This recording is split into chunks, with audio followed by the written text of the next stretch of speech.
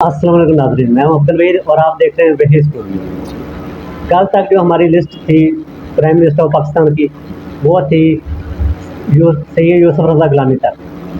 यहाँ तक हमने आपको बता दिया था कि कौन वज़ीर आज़म बना और किस सन में बना और कब तक उसकी हुकूमत पाकिस्तान पर रही। तो आज की लिस्ट में जो अगला नंबर है 25 नंबर पे जो आते हैं वज़ीर आज़म पाकिस्तान, वो है राजा परवेज़ अशरफ साहब।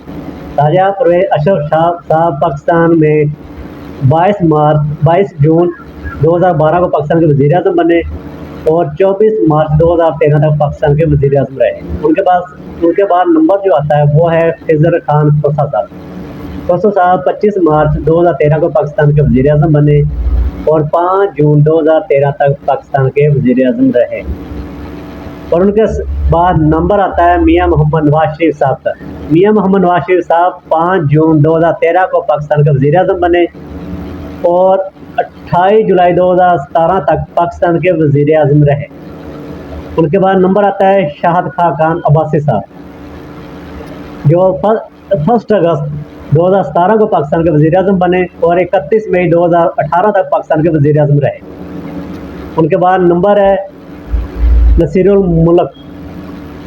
मुल्क साहब 1 जून 2018 को पाकिस्तान के वज़ीर आज़म बने और 18 अगस्त 2018 तक पाकिस्तान के वज़ीर आज़म रहे, यानी कि 1 माह और 18 दिन, ये 2 माह और 18 दिन पाकिस्तान के वज़ीर आज़म रहे। उनके बाद नंबर आता है जिनका नाम लेने से FIR होती है, जेल होती है, लेकिन हमारा काम है, हमने तो नाम लेना है। क्यों? मैंने प्राइम मिनिस्टर ऑफ पाकिस्तान बताने, ना कि उनके काम बताने।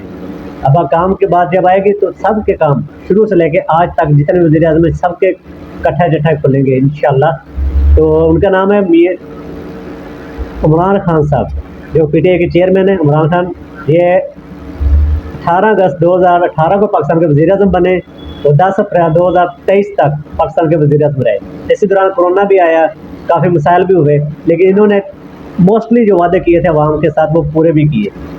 तो अगला नंबर आता है शहबाज शरीफ साहब का, जिन्होंने इमरान खान के दौर में, शायद आपको याद हो कि इन्होंने एक बात कही थी कि अगर हुकूमत 100 रुपये लीटर पेट्रोल भी दे तो हुकूमत का कोई नुकसान नहीं है, बल्कि गरीब आवाम को रिलीफ मिलेगा। लेकिन खुद इनके दौरे हुकूमत में 294 तक पेट्रोल गया है और डीजल भी महंगा हुआ है, आटा महंगा हुआ है और बिजली का फी यूनिट 50 रुपये तक मुकर्रर हो गया है।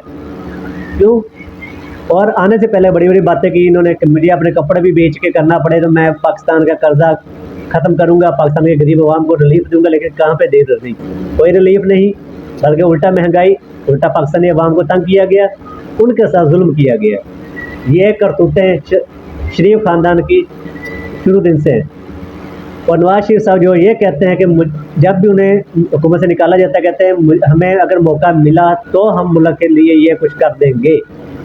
तो उन्होंने भी 4 मरतबा पाकिस्तान के वज़ीर आज़म रहे और वज़ीर ख़ारजा कितनी मरतबा रहे, वज़ीर ख़जाना कितनी मरतबा रहे, इस पर तो बात की बहस है, इस पर बात का फ़ायदा, बात की बहस है, इस पर तो बहुत लंबी चौड़ी प्रोग्राम बन सकते हैं, बहुत लंबी चौड़ी बातें हो सकती हैं। लेकिन वज़ीर आज़म ये 4 बार रहे।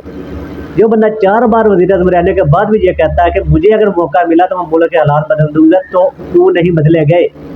और उनके भाई जो इमरान खान के दौर में तो बड़ी बड़ी बातें करते थे, दावे कर रहे थे। अब इमरान खान को ना सिर्फ महंगाई कम करने बल्कि अमेरिका और इंडिया के साथ सीधी बात करके लड़ने के लिए बातें कर रहे थे। जब इमरान खान ने अमेरिका को वार्निंग दी और एब्सोल्यूट नॉट कहा तो उसके बाद ये सब मिलके उसी के खिलाफ हो गए ताकि इमरान खान को उतारा जाए और जो खुद उस कुर्सी पे बैठे। और बात करते हैं इंडिया के साथ जंग करके कश्मीर के मसले हल करने की, तो क्या हुआ मसला हल कश्मीर का?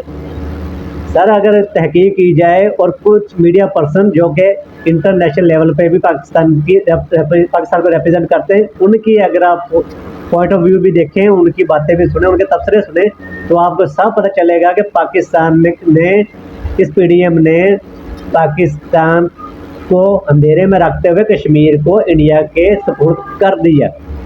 अब तबसरे देख कर वहाँ पे उन्होंने ये भी कहा कि हमारी पाक आर्मी में इतनी पावर नहीं है कि वो लड़ सके। और ये किस दौरे हुकूमत में हुआ? PDM यानी कि शहबाज शरीफ की निगरानी में। और शहबाज शरीफ साहब रहे 11 अप्रैल 2022 को पाकिस्तान के वज़ीर आज़म बने और 12 अगस्त 2023 में अल्लाह ने हमें इनसे आज़ादी दी और ये पाकिस्तान की हुकूमत में नहीं रहे। और अभी जो हालिया हमारे वज़ीर-ए-आज़म हैं वो अनवारुल हक काकड़ साहब हैं, जो 14 अगस्त को पाकिस्तान के वज़ीर-ए-आज़म बने, जो अभी भी पाकिस्तान के वज़ीर-ए-आज़म हैं। और इनकी भी कुछ पॉलिसियाँ इस तरह की हैं बस, तो कुछ देखने में तो लगता है कि बहुत अच्छी पॉलिसियाँ हैं, अच्छे काम करेंगे।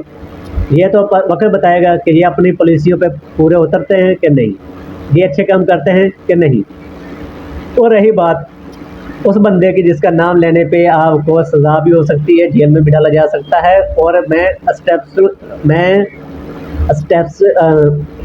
मैं आर्मी से, सॉरी मेरा थोड़ा सा है मतलब, मैं अपने अदारों से ये पूछना चाहूँगा कि अगर आप सियासत में नहीं हैं तो पीटीआई का परचम लगाने या लहराने पर कैद क्यों? ये बातें भी, इस पे भी सवाल होंगे, इस पे भी बातें होंगी, इस पे भी जवाब दिए जाएंगे इनसे, क्योंकि अवाम के जो सवाल हैं उन्हें उठाना हम मीडिया पर्सन का काम है और हम उठाते रहेंगे। और इंशाल्लाह मैं as a media person, as a YouTuber आपको हर हकाइक से तफसीलन वक्तन व फ़क्तन बताता रहूँगा और आपको गाइड करता रहूँगा। और जो नॉलेज मैं आपको साथ शेयर करूँगा उस पे ये लोग किसी भी किस्म की कोई उंगली नहीं उठा पाएंगे, क्योंकि इन्होंने ये तमाम चीज़ें को डॉक्यूमेंट करके गूगल पे डाली हुई है, किताबों में छपवाई हुई है। और अगर किताबों में प्रिंटेड है, गूगल पे है, तो ये क्या करेंगे, वहाँ से पहले हटाएं फिर हमसे बात करें। हम इनकी बात नहीं करेंगे, हम वो बात ही नहीं करेंगे जो इनके करीब, इनके नज़दीक, इनके खिलाफ बात है, नहीं करेंगे। अगर ये किताबों से वो बातें ख़त्म कर दें और गूगल से ये वो बातें ख़त्म कर दें तो हम तो वहाँ से उठाते और बातें करते हैं, तो बातें करते रहेंगे। और इंशाल्लाह ये वो दिन दूर नहीं।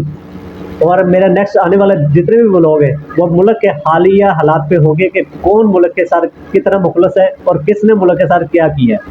अभी पिछले दिनों में एक वीडियो देख रहा था 14 अगस्त के हवाले से, अभी 14 अगस्त ज़्यादा दिन भी नहीं हुए, 2 दिन टोटल हुए 14 अगस्त गुजरे हुए, ठीक है। तो 14 अगस्त के हवाले से एक वीडियो है सोशल मीडिया पे बहुत वायरल हुई है।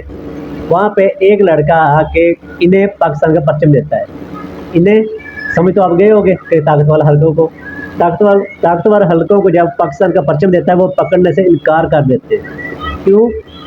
पाकिस्तान के टैक्स पे नहीं वो पालते, पाकिस्तान के टैक्स से वो पाकिस्तान पे हुकूमत नहीं कर रहे। और अगर इन्हें इसी तरह काम करना है तो बेहतर है ये अमेरिका में जाएं और वहाँ पे अपनी तमाम चीज़ें करें।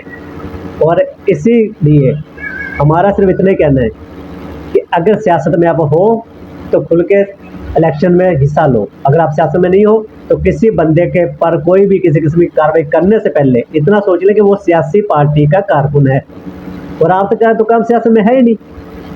चलिए इस पर भी बातें होगी इंशाल्लाह, क्योंकि जो सच है वो सामने आएगा। मैं नहीं बोलूँगा, कोई और बोलेगा, मेरे बाद बहुत से आएंगे जो आपको इससे भी ज़्यादा कड़वा सच आईने की तरह दिखाएंगे। मैं तो कुछ भी नहीं हूँ, मैं एक छोटा सा यूट्यूबर हूँ, छोटा सा सहाफ़ी हूँ। मैं तो खुद को सहाफ़ी कहता भी नहीं हूँ, हाँ, लेकिन अपना सहाफ़ी होने का फ़र्ज़ बाखूबी जानता हूँ और निभाता रहूँगा।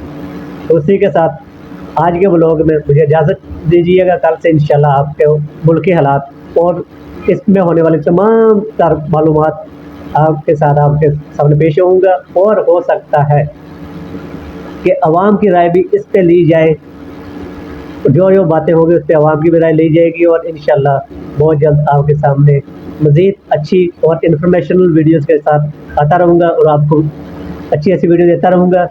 तो तब तक के लिए मुझे इजाज़त दें। अल्लाह ने के बाद पाकिस्तान जिंदा।